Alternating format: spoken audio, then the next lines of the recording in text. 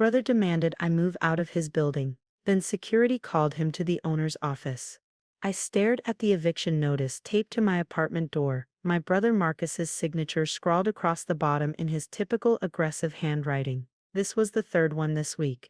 You have 48 hours to vacate the premises, Marcus announced from behind me, his voice dripping with satisfaction. As the new building manager, I can't have family taking advantage of the system. I carefully removed the notice, folding it precisely before tucking it into my jacket pocket. New building manager. Carter Management appointed me last week. First order of business is clearing out the dead weight. He gestured at my door. That means you, little brother. I nodded slowly, remembering the email I'd received that morning from my real estate division. Interesting. And Carter Management authorized this? Of course they did. I'm their rising star. Marcus puffed up his chest, straightening his off-the-rack suit. They're even talking about making me regional director. Really? When did you meet with them? Yesterday. Mr. Carter himself offered me the position. Said they needed someone with real business sense to clean this place up. I pulled out my phone, typing a quick message. Mr. Carter specifically. That's right. Now pack your stuff. Security will be here tomorrow to escort you out. Right on cue, my phone buzzed with a response. About that security escort. The building's head of security, James Rodriguez, stepped off the elevator. Mr. Thomas, there's a situation requiring your attention in the owner's office. Marcus smirked. I'll handle it. I'm the building manager now. Rodriguez's face remained professionally neutral. I'm sorry, sir. I was addressing your brother. What? Why would they want him? If you'll both follow me, please. The elevator ride to the top floor was silent, tension crackling in the air. Marcus fidgeted with his tie, while I remained still, watching the floor numbers tick upward. The doors opened to reveal not the modest management office Marcus had probably visited, but rather the building's luxurious penthouse suite. Floor-to-ceiling windows offered a panoramic view of the city, while original artwork adorned the walls. What is this? Marcus demanded. Where's Mr. Carter? There is no Mr. Carter, I said quietly, walking to the massive desk, dominating the room. Carter Management doesn't exist. What are you talking about? I met with them yesterday. No, you met with actors hired by my HR team to assess your character. A test you spectacularly failed, by the way. I sat down behind the desk, watching realization slowly dawn on my brother's face. Your HR team. Yes, you see, I own this building. Along with about 30 others in the city. Marcus stumbled backward, catching himself on a leather chair. That's impossible. You're a nobody. You work in some tech startup. I founded that tech startup 8 years ago, while you were telling everyone how I was wasting my life with computers. I pulled up some documents on my desk's built-in display. Thomas Technologies. That's me. We're worth just over $4 billion now. But you live in a regular apartment. You take the bus. I live in that apartment because it lets me stay connected to my tenants. I take the bus because it's environmentally responsible. And I let you believe I was struggling because I wanted to see what you'd do with perceived power over me. I gestured at the eviction notices he'd posted. You didn't disappoint. Marcus's face flushed red.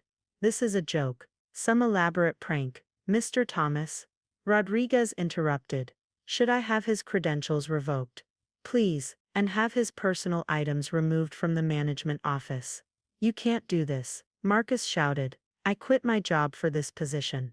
Actually, you didn't. We checked. You were fired last month for trying to take credit for a colleague's project. Sound familiar? I stood up, walking to the windows. You know what's ironic? I was planning to offer you a real position here. Entry level, sure, but with genuine opportunities for advancement. I thought maybe you'd grown up. I don't need your charity, he spat. Clearly not. What you need is a lesson in humility. I turned back to face him.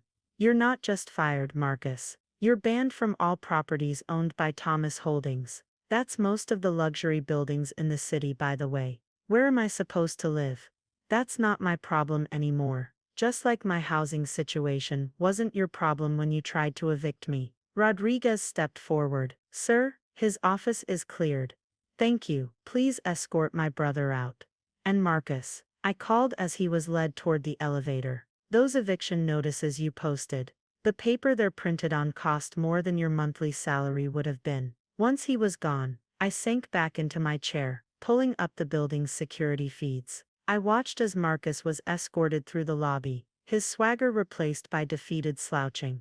My phone buzzed. A message from our mother. Marcus just called, ranting about you owning buildings. What's going on? I typed back. Family dinner tomorrow. I have some news to share. Then I pulled out the eviction notice from my pocket, placing it in a frame alongside other mementos of my journey. My first business license.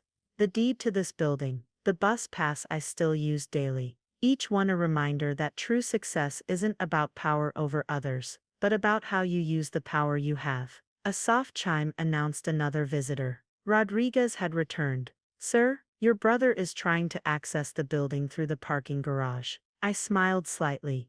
Let him. I want him to see my car collection, particularly the restored Honda Civic, exactly like the one he refused to help me buy when I was starting out. And after that, we let him discover that his key fob now only accesses the maintenance entrance, where he'll find an entry-level job application waiting. You think he'll take it?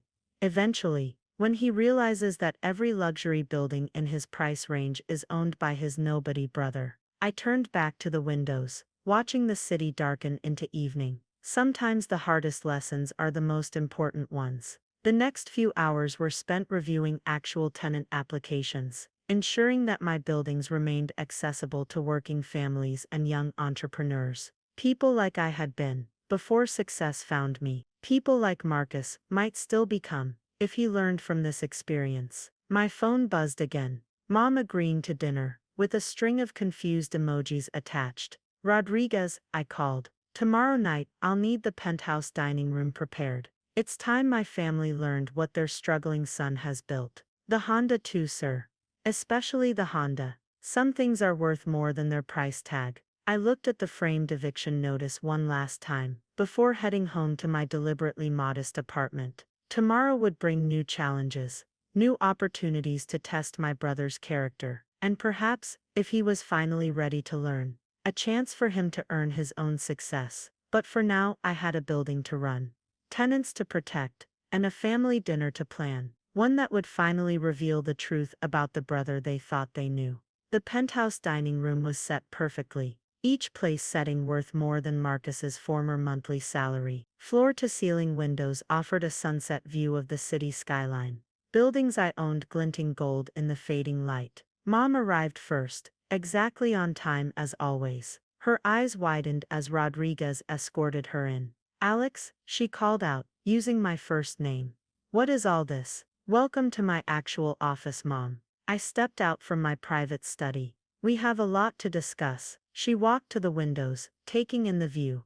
Marcus said, but I didn't believe that your unsuccessful younger son owns this building. And that one. I pointed to several prominent structures. And those?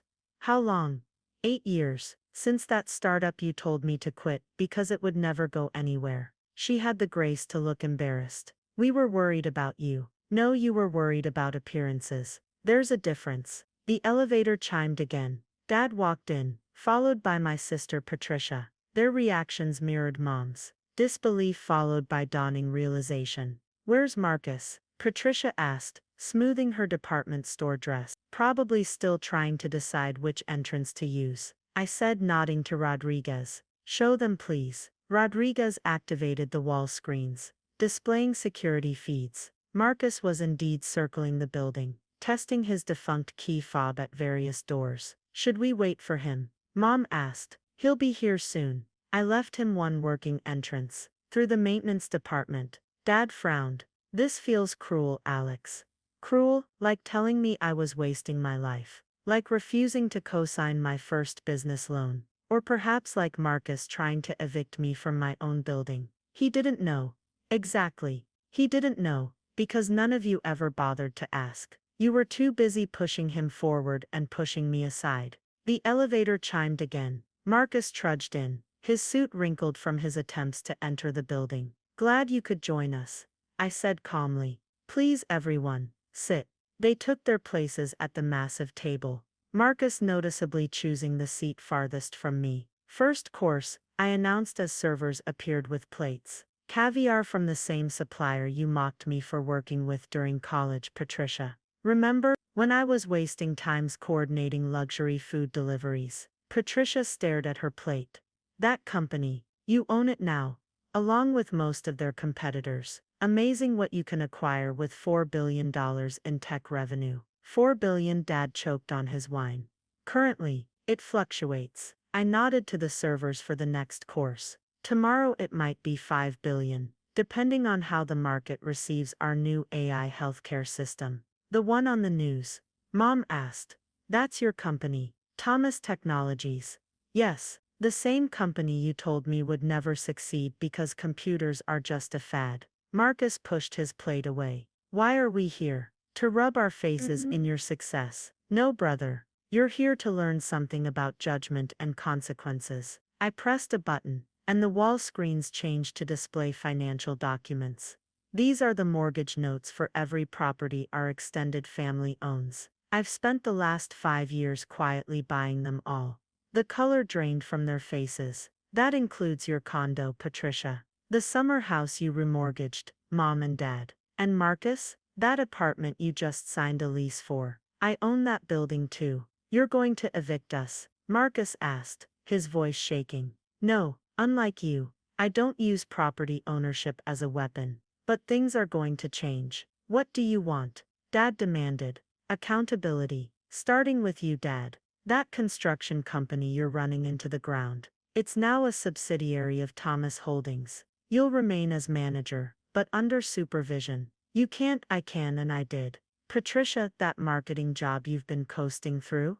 You start Monday in our PR department, entry level. Entry level. But I have 10 years of experience. No, you have 10 years of trading on our family name. Time to earn your own reputation. I turned to Mom. The charity board you chair. I'm now the primary donor. You'll maintain your position, but with new priorities focusing on tech education and entrepreneurship support. And me?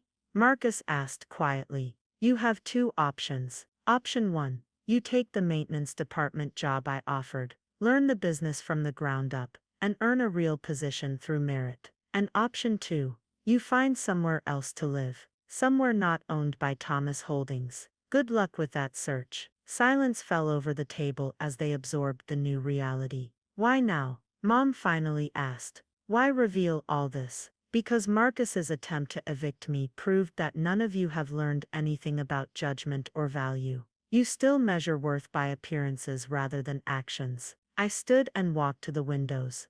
Look at this city. I own significant parts of it, but I still live in a regular apartment. I take the bus. I drive a Honda. Want to know why? They didn't respond.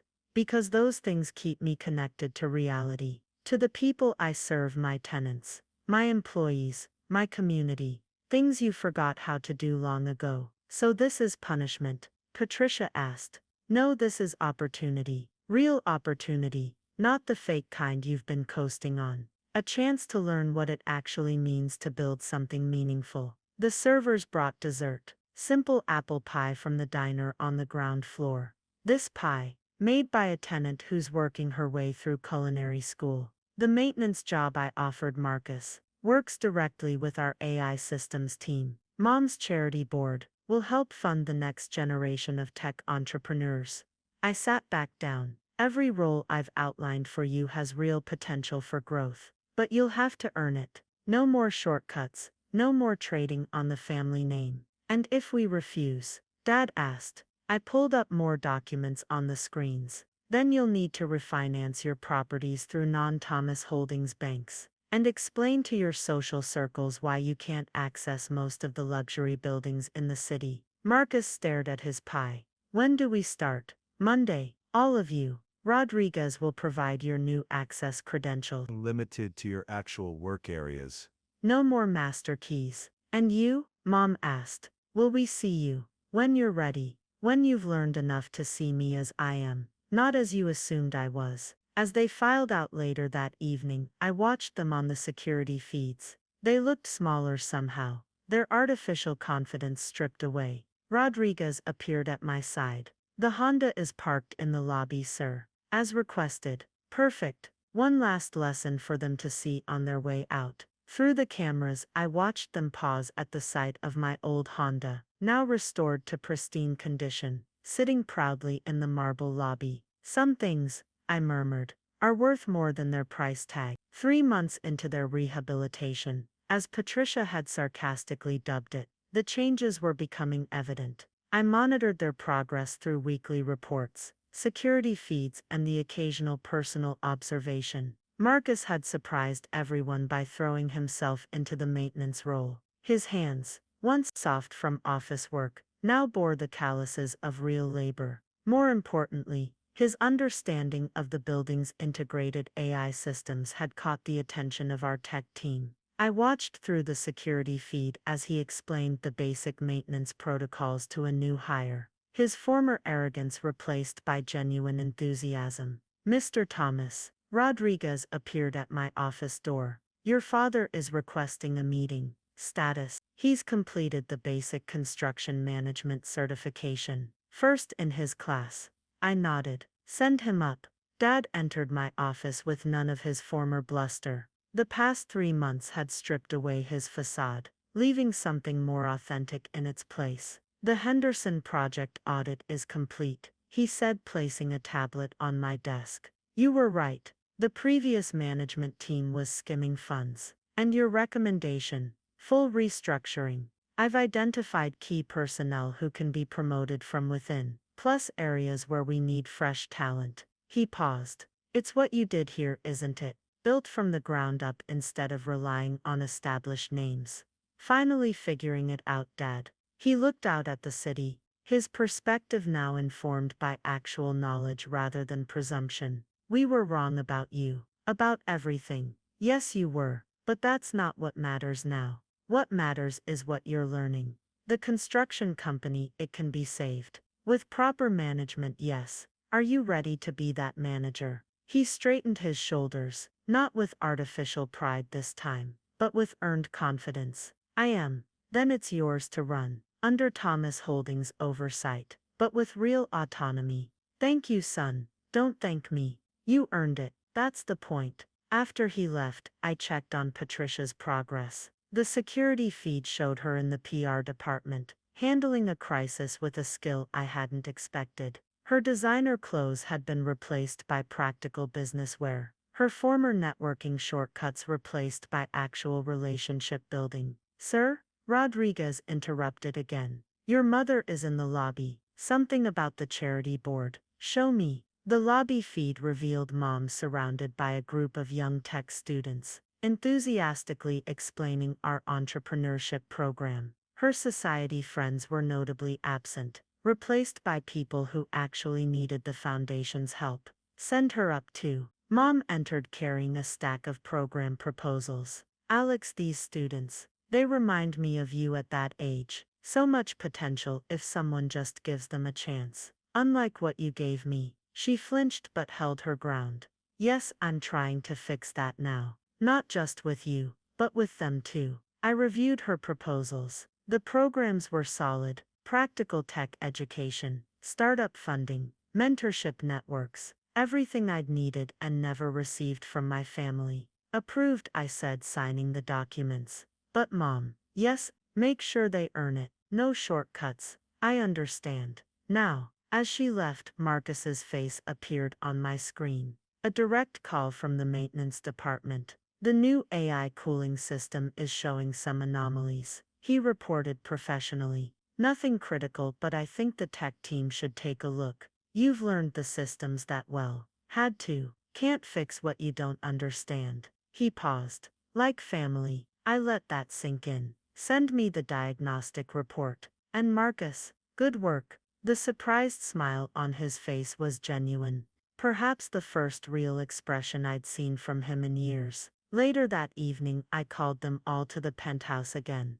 This time they arrived together, through the front entrance. Their newly programmed key fobs worked smoothly. Earned access rather than assumed privilege. "Quarterly review time," I announced as they sat down. "Reports?" One by one they presented their progress. Dad's construction company reforms, Patricia's PR innovations, Mom's charity initiatives. Marcus's technical achievements, real accomplishments, not social posturing. Well, Marcus asked when they finished. Do we pass? You passed this quarter, I confirmed. But the real test is ongoing. What do you mean? Patricia asked. I pressed a button, revealing new documents on the wall screens. These are your new contracts. Real positions with real responsibility, if you want them. They studied the offers carefully. Another change from their previous habit of assuming entitlement. These salaries, Mom began, are industry standard for the positions. No more, no less. You'll earn bonuses based on performance, just like any other employee. And the properties? Dad asked. Our homes? Remain under Thomas Holdings, but with standard leases. No more special treatment, good or bad. Marcus looked up from his contract. The maintenance position. It's not just maintenance, is it? Head of Systems Integration. I confirmed. You've learned every aspect of our AI infrastructure. Now you can help build its future. Why now? Patricia asked. Why offer this? I stood and walked to where the Honda was visible in the lobby below. Because you finally learned what that Honda represents. It's not about appearance or status. It's about building something real, understanding it from the ground up. We were such snobs, Mom said quietly. Yes, you were, but you're learning. That's why these offers are on the table. They signed the contracts, not hastily this time, but with careful consideration. As Rodriguez collected the documents, I had one final surprise. Follow me. I led them to the garage level, where my car collection was housed.